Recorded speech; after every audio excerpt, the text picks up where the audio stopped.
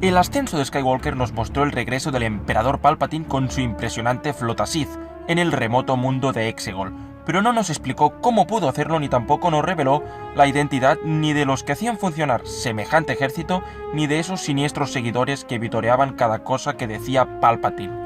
En este vídeo hablaré sobre cómo Sidious se hizo con la flota y cómo funcionaba ese oscuro mundo.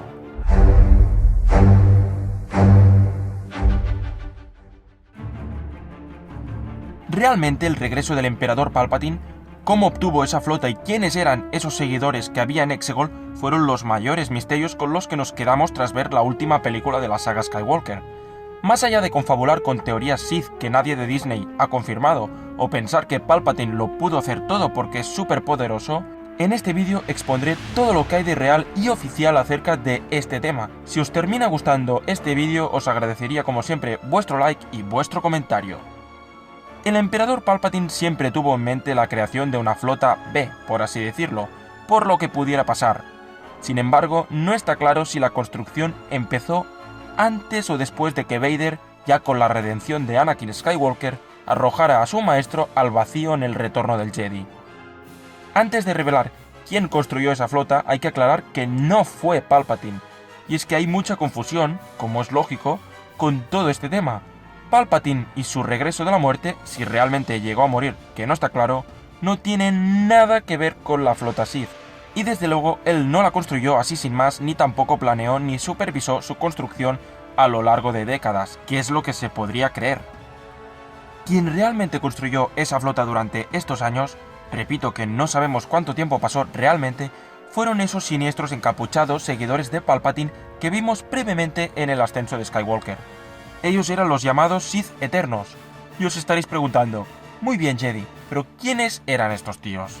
Pues bien, los Sith Eternos eran un culto secreto de los Sith, es decir, seres que rendían culto al lado oscuro de la fuerza y a los Sith por pura devoción. Aunque no está confirmado, parece que surgieron tras la caída del Imperio Galáctico, con el objetivo de restaurarlo y servir al Señor Oscuro de los Sith, es decir, a Darth Sidious.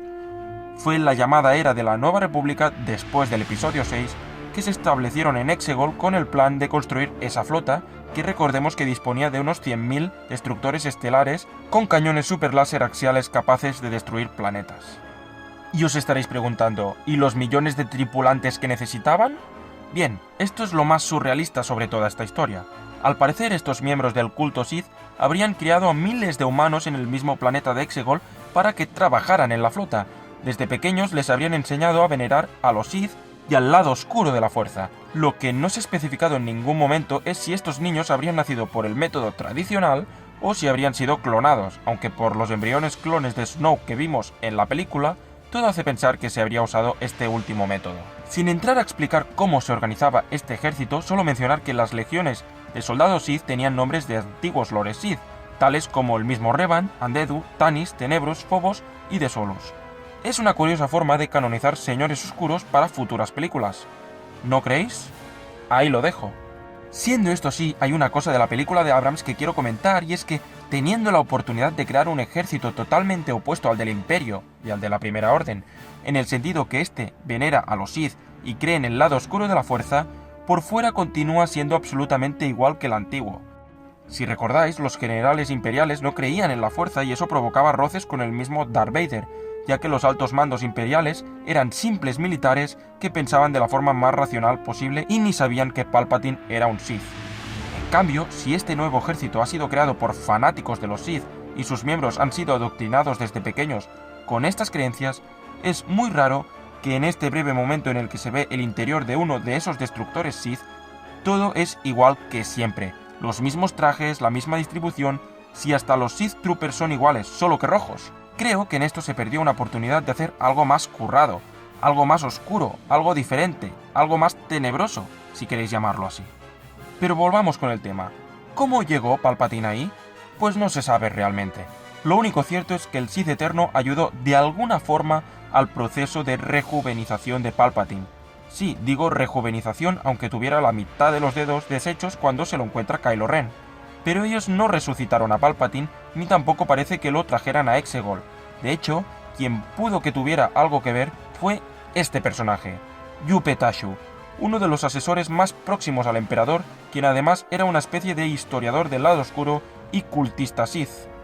En la novela Aftermath, tras la presunta muerte de Palpatine a manos de Vader, Tashu dijo lo siguiente: Palpatine vive, lo encontraremos en la oscuridad. Todo ha ido como nuestro maestro predijo. Todo va según lo planeado. Todos los sacrificios se han hecho. Así pues, con estas palabras, Tashu parecía conocer los planes de Sidious y saber que no habría muerto o que resucitaría de un modo u otro. Por cierto, no penséis que Tashu es Enric Pryde, el general de la Primera Orden al que vimos en el ascenso de Skywalker. Pryde ya había servido a Palpatine en el Imperio y lo volvió a hacer en la Orden Final. Volviendo un poco a los miembros del culto Sith, hay que tener claro que no eran usuarios de la Fuerza, sino más bien seguidores del lado oscuro que funcionaban un poco como una secta. Ellos también se encargaban un poco de ayudar a Palpatine a encontrar un posible sucesor de los Sith. Es por esto que en el principio de la película se lo proponen a Kylo Ren, y es que la prueba de matar a Snoke que Ren pasó con nota no solo era obra de Sidious, sino también del culto. Otro dato interesante es que se ha confirmado que ni los altos cargos de la Primera Orden conocían la existencia del culto. Es decir, por ejemplo, Pryde, que se mostró muy favorable en la película a unir las fuerzas de la Primera Orden con la flota Sith, no había sabido que existía hasta ese momento. A pesar de saber todo esto, aún hay algunas dudas que me surgen y seguramente también a vosotros, como si ese culto existía antes de la caída del Imperio y si es así, ¿cuál fue su función? También me pregunto si miembros del Sith Eterno se infiltraron en otras organizaciones como la misma Primera Orden, el Imperio u otras. En fin, dudas y más dudas que ya veremos si se resolverán. Espero que os haya gustado este vídeo. Si es así, por favor, dadle un like y comentad qué os parece todo esto y qué más os gustaría saber de este culto Sith. Y como siempre, suscribiros para más vídeos de Star Wars y otras sagas si aún no lo estáis, y seguid atentos al canal para más contenido como este. Se despide el Jedi Gris.